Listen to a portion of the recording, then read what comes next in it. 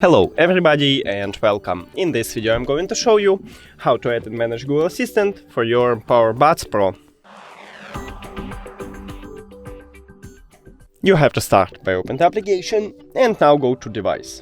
Then click on gesture settings and now decide you wanna use the left one or right one earbud to call voice assistant, and then decide you wanna use double press or triple press. So I'm going with a double press, just click on it and choose wake up voice assistant. Now, if I press 2 times on the touch yes, I will call Google Assistant. So let's check it. 1, 2. And as you can see, voice assistant is awake, so we did it.